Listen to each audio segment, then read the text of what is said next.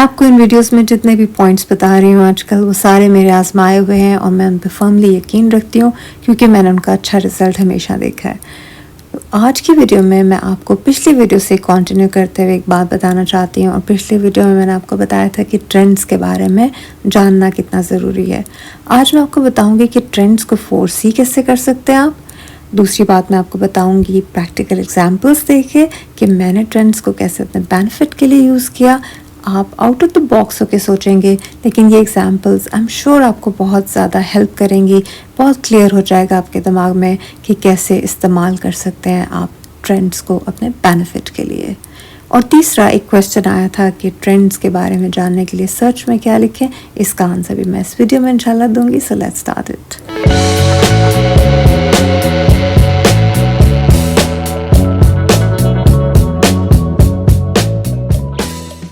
पूरी दुनिया में इंसान एक चीज़ से बोर होना शुरू हो जाते हैं और फिर वो ग्रेजुअली स्विच करना शुरू हो जाते हैं उस चीज़ को। ट्रेंड्स को कोई पीछे से ऑर्डर नहीं करता कि आपने ये ट्रेंड अब फॉलो करना है और वो फिर हम फॉलो करते हैं। मैं छोटे तो समझती थी कि शायद कोई इंडस्ट्री है वो ट्रेंड्स को, नए ट्रेंड्स को बनाती है और उसको हम सब फॉलो करते हैं। मगर मैंने अब गौर किया है कि ऐसा नहीं है। सारी दुनिया एक चीज़ से एक टाइम पे फेड अप हो जाती है। ये कुदरत का एक निज़ाम है बस बना हुआ, और फिर वो थोड़ा सा चेंज करते हैं। Change is constant, right. तो चेंज ही के अंदर ये भी शामिल है कि ट्रेंड्स चेंज होने हैं एक चीज़ के बाद दूसरी। इसी से ही कोई निज़ाम चल रहा है ना, इसी से ही लोग नई चीज़ें ख़रीदते हैं, नई बनाते हैं। वरना तो फिर एक दफ़ा बन गई हैं और वो उसी तरह ही रहे। मगर ये जो ट्रांजिशन है, इम्प्रूवमेंट कह लें या डिस्ट्रक्शन कह लें, ये होती रहती है। तो ट्रेंड्स बाज़ दफ़ा अच्छे आते हैं, बाज़ दफ़ा बुरे आते हैं। कुछ क्लासिक चीज़ें होती हैं वो हमेशा इन रहती हैं। कुछ ट्रेंड्स ऐसे आए होते हैं पास्ट में जो हमेशा ही अच्छे लगते हैं। किसी ना किसी को वो ज़रूर अच्छे लगते हैं या ज़्यादातर लोगों को। पर आपने ट्रेंड्स को फोर्स ही ऐसे करना है कि आप खुद जिस चीज़ से फेड अप हो गए हैं देख देख के, आपको अंदाज़ा हो जाएगा। मैं आपको एग्जांपल देती हूँ कि जब मैंने काम शुरू किया था आर्ट वर्क का, उन दिनों मिनिमलिज्म का ट्रेंड आना शुरू हुआ था। तो मैं जो भी प्रोजेक्ट्स देखती थी अपने इंटरेस्ट के लिए, कोई रेनोवेशन के, आप लोग भी देखते होंगे इंटीरियर डिज़ाइनिंग के ऐसे प्रोजेक्ट्स, उसमें जब वो वॉलपेपर कोई कलरफुल सा होता था या फ्लोरल पैटर्न वाला, उसको जब वो पेंट करके ख़त्म करते थे तो इतना सूदिंग फील होता था। ऐसे लगता था दिस इज़ इट, यही इंटीरियर होना चाहिए, ये फालतू चीज़ें नहीं होनी चाहिए। जब कोई डीक्लटर करता था अपने एरिया को तो वो बड़ा सूदिंग लगता था और ऐसी वीडियोस को भी बहुत व्यूज़ मिलते थे, तो वो भी बहुत अच्छा लगता था। उससे मुझे अंदाज़ा हो गया था कि अब लोगों को ये ज़्यादा मैक्सिमिज़म या ज़्यादा क्वांटिटी की चीज़ें, डिज़ाइनिंग ये अच्छी नहीं लग रही। लोगों को सिंप्लिसिटी अच्छी लग रही है। लोगों को इजी टू गो टाइप के इंटीरियर्स अच्छे लग रहे हैं। ना सिर्फ इंटीरियर्स में ये ट्रेंड्स थे, हर चीज़ में ये ट्रेंड आ रहा था। तो इस तरीके से मुझे अंदाज़ा हुआ कि minimalism is going to be in future में। ये ज़्यादा और भी ज़्यादा जो है वो माना जाएगा इसको, और इसको सारे फॉलो करेंगे। तो मैंने उसको अपने बेनिफिट के लिए कैसे यूज़ किया। मैंने जिन इंटीरियर्स में अपने आर्ट वर्क को दिखाया वो बहुत मिनिमल इंटीरियर थे। मैंने सारा सामान निकाल के कमरे का और फिर जो सेटअप किया वो बहुत थोड़ी चीज़ों के साथ किया। कलर्स बहुत मिनिमल रखे थे, 1 या 2 colour and that is it. बाकी मेरे आर्ट में बहुत कलर्स होते थे, उसको मैं मिनिमल नहीं कर सकी। मैंने बहुत कोशिश की लेकिन ऐसा नहीं हुआ मेरे से, तो उसको मैं नहीं कर सकी। लेकिन इंटीरियर में मैंने ये दिखाकर मैंने उसका बेनिफिट ले लिया। थोड़ा थोड़ा मैंने आर्ट में भी ट्राई किया, उसमें भी मुझे बेनिफिट तो मिला, लेकिन मुझे मज़ा नहीं आता था पेंटिंग बनाने का। ऐसा लगता था अभी तो स्टार्ट की और एंड भी हो गया पेंटिंग का, तो कुछ मतलब फिर मैं फजूल में उस पर कुछ ना कुछ वही सेम कलर लगा रही होती थी।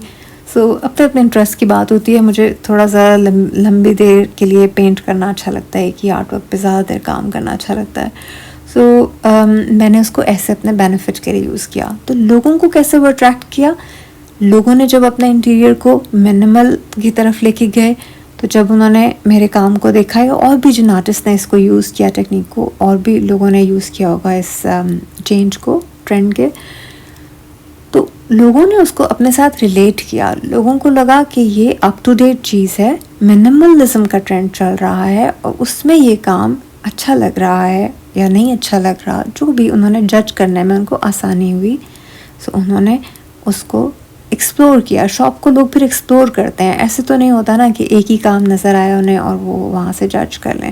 लेकिन जो एक्सप्लोर करना होता है वो सर्च इंजन के लिए अच्छा होता है। जब लोगों को अट्रैक्ट किया कि ठीक है ये समथिंग अप टू डेट चीज़ लग रही है, तो लोग फिर उसको एक्सप्लोर करते हैं। उसके बाद आपका जो शॉप है वो ज़्यादा खुलती है। फिर और कई लोग देखते हैं जिनको शायद वो मिनिमलिज्म का इंटीरियर और वो आर्ट वर्क दोनों ही पसंद आ जाए। तो इस तरीके से मैंने उस इंटीरियर को कैश किया। मैंने जितने भी 3-4 इंटीरियर्स बनाए वो सारे मिनिमलिज्म के ऊपर ही बनाए। मतलब मैंने उसमें सामान बहुत ही कम रखा, उसको मैं एक्सट्रीम पे एक्चुअली ले गई थी। पर उसके बाद मैंने गौर किया रेनोवेशन के शोज़ देखते हुए कि जब कभी कोई थोड़ा सा कलर ऐड करता है, फॉर एग्ज़ाम्पल किचन कैबिनेट्स में पहले बिल्कुल ग्रेज और बिल्कुल डल कलर्स आना शुरू हो गए थे, वाइट्स और ग्रेज, दैट्स इट। लेकिन या ब्लैक, मैक्सिमम ब्लैक आ जाता था। मगर जब थोड़े थोड़े कलर्स लोगों ने ऐड करने शुरू किए, फॉर एग्ज़ाम्पल किचन कैबिनेट्स पे एक डार्क ब्लू दे देते थे लोग या फिर ग्रीन डार्क कलर का, तो वो बहुत अच्छा लग रहा था। फिर हैंडल्स ब्लैक से हट के जब कॉपर या और टोन्स में चले गए तो वो भी अच्छे लग रहे थे। फिर थोड़ी थोड़ी डिटेल ऐड होना शुरू की हैंडल्स पे। वहाँ से मुझे अंदाज़ा हुआ कि अब minimalism is going to be out, कोई भी पसंद नहीं करेगा। यानी मैंने फ्यूचर को फोर्स इस तरह से किया ट्रेंड्स में कि मुझे अंदाज़ा हुआ कि ये चीज़ मुझे ख़ुद अच्छी लग रही है और ये लोगों को भी अच्छी लगेगी, क्योंकि मिनिमलिज्म इतना ज़्यादा आ गया था कि वो किसी जेल के तरह से फ़ील होना शुरू हो गया था। जैसे किसी का घर नहीं है, किसी का ऑफिस नहीं है, लोग यहाँ रहते ही नहीं हैं, जैसे इस तरह से फ़ील होना शुरू हो गया था। तो वो बहुत बोरिंग और बहुत एग्जॉस्टिंग था। थोड़ा सा सामान अच्छा लगता है, पर ट्रेंड्स का यही होता है, वो एक्सट्रीम पे चले जाते हैं, नेचुरली चले जाते हैं। आपके बस में नहीं होता उसको रोकना, सभी ऐसे करते हैं, उसको बहुत ज़्यादा फॉलो करना शुरू कर देते हैं, फिर बोर हो जाते हैं। ना भी ज़्यादा फॉलो करें तब भी बोर हो सकते हैं आप ट्रेंड से। उधर से मैंने अंदाज़ा लगाया कि डिटेलिंग अच्छी लग रही है। अब मिनिमलिज्म को कोई पसंद नहीं करेगा। ग्रेजुअली अच्छी क्वालिटी की चीज़ें अच्छी डिटेल के साथ, ऐसा नहीं है कि मिनिमलिज्म में अच्छी क्वालिटी की नहीं थी, लेकिन जब वो बुरी लगना शुरू होती है ट्रेंड में तो फिर वो बुरी क्वालिटी लगना, हर चीज़ उसमें नाकाबिले बर्दाश्त हो जाती है। सो मुझे अंदाज़ा हो गया था कि अब डिटेल आएगी। पहले ये हो रहा था कि लैम्प्स या किसी वेस पे अगर कोई फूल या कोई परिंदे या कुछ भी बनाए, लोग उसको क्लियर करके एक कलर में कर देते थे, वाइट में या मडी कलर में। मैंने ख़ुद भी ऐसे किया था और वो बड़ा ही सूदिंग लगता था। मगर अब ये हो रहा था कि डिटेल अच्छी लग रही थी, उसके साथ इंस्पायरेशन मिल रही थी, इमेजिनेशन बूस्ट हो रही थी। सो मुझे ख़ुद भी ये पसंद आ रहा था। इस तरह आप अपने इंस्टिंक्ट को यूज़ कर सकते हैं फोर्सी करने के लिए ट्रेंड्स को। तो फिर मैंने ये किया कि मैक्सिमिज़म हम आर्ट के डिस्प्ले में यूज़ इतना कर नहीं सकते। होता क्या है कि अगर मैंने पेंटिंग लगाई है और मैंने आसपास खूब चीज़ें रख दी हैं तो फिर पेंटिंग थोड़ी दब जाएगी। आपको अपने काम को प्रोजेक्ट करने के लिए थोड़ा सा बैकग्राउंड को वैसे ही डल करना पड़ता है। तो मिनिमलिज्म तो फ़ायदा दे रहा था, उसमें तो आर्ट ज़्यादा प्रोमिनेंट हो रहा था। मगर अब सिचुएशन ये थी कि मैं अगर बहुत कुछ रख देती हूँ आसपास तो गड़बड़ हो जाएगी, फिर आर्ट वर्क नज़र नहीं आएगा।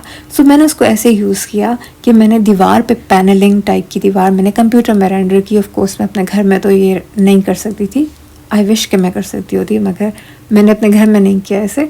मगर मैंने कंप्यूटर में रेंडरिंग की कि मैंने दीवार पे पैनलिंग की। उस पैनलिंग के साथ मैंने अपने आर्ट को आगे दिखाया, जिससे आर्ट काफ़ी ज़्यादा अप टू डेट लगने लगा। आर्ट वर्क में भी चेंज आता ही है, उसको हम किसी और वक्त डिस्कस करेंगे, लेकिन अभी हम इंटीरियर को ज़रा देख लेते हैं। तो उसको मैंने ऐसे पैनलिंग के साथ दिखाया वॉल पे, और कलर्स थोड़े से रिच कर दिए, चाहे आप डार्क ही करें अपने बेनिफिट के लिए अगर आर्ट वर्क डार्क पे उठ रहा है तो।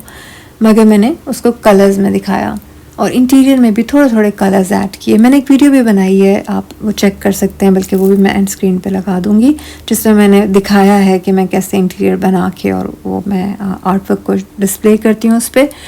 तो वो मैंने जब मिनिमलिज्म ख़त्म हो रहा था, मुझे नज़र आ रहा था ख़त्म हो रहा है, तब मैंने वो वीडियो बनाई थी, तब मैंने वो इंटीरियर बनाया था और उसको मैंने कैप्चर भी किया वीडियो में।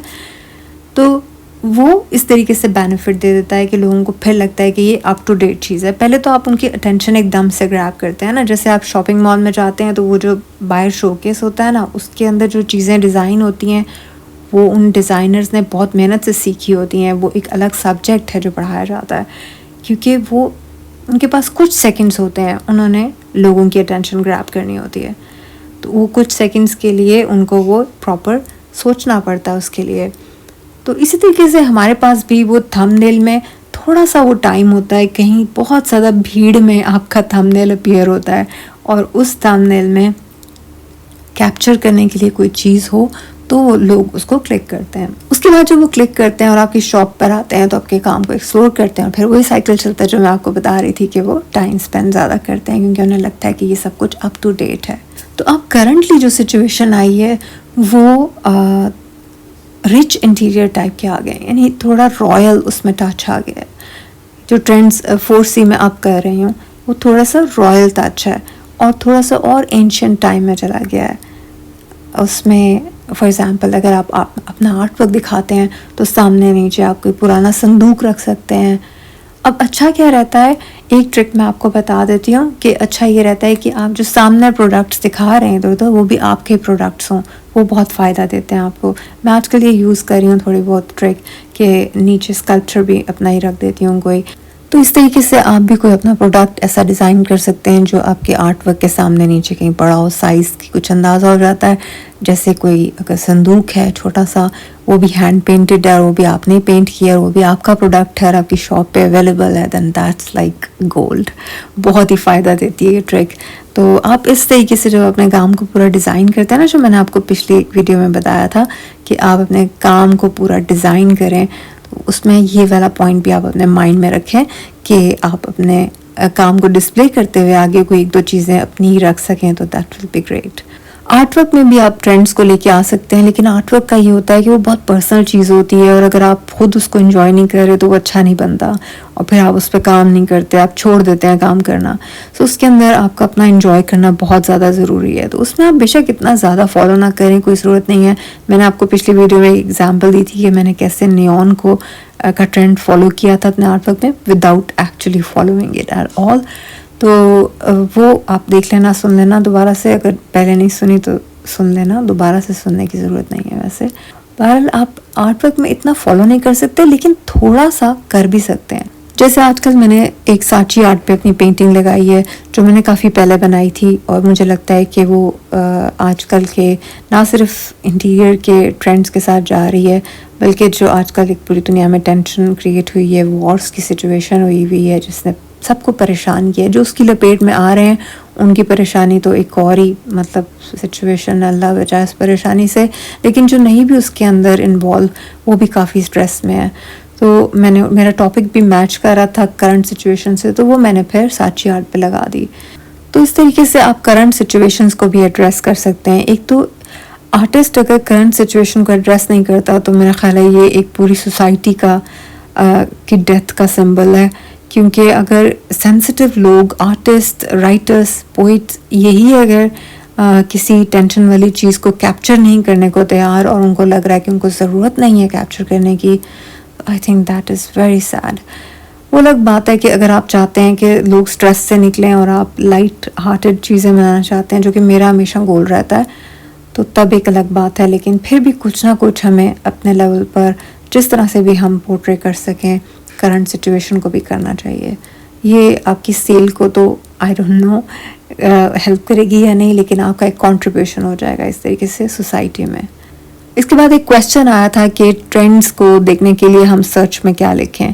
तो अगर आप यूट्यूब पे लिखेंगे ना कि fall interior trends 2024, fall interior trends 2025, तो आपको ऐसे इंटीरियर्स दिखाई देंगे, ऐसे डिज़ाइनर्स होंगे जो अपने काम के बारे में बता रहे होंगे कि ये आपको फ्यूचर में ये ट्रेंड्स आ रहे हैं और ये हम बना रहे हैं। तो जब आप 1-2 बार वो वीडियोस देखेंगे तो किसी वीडियो की क्वालिटी अच्छी है और उसमें अच्छा दिखाया हुआ इंटीरियर, आप उसको लाइक क्लिक करेंगे तो यूट्यूब ऑलरेडी आपको उस तरह की और वीडियोस दिखाएगा। इसी तरीके से आप फैशन के ट्रेंड्स भी देख सकते हैं। मुझे लगता है आज की वीडियो मैंने बहुत लंबी कर दी है। बहरहाल thank you for asking question, क्योंकि क्वेश्चन पूछने में भी करेज चाहिए होता है। तो ये क्वेश्चन एक बेसिक क्वेश्चन है जो मुझे खुद ही आंसर पहले करना चाहिए था, पर आपने पूछा तो मैंने आंसर कर दिया। So I will see you again in my next video. I hope कि ये वीडियो ज़्यादा लंबी नहीं हो गई। ठीक है, खुदा हाफिज़।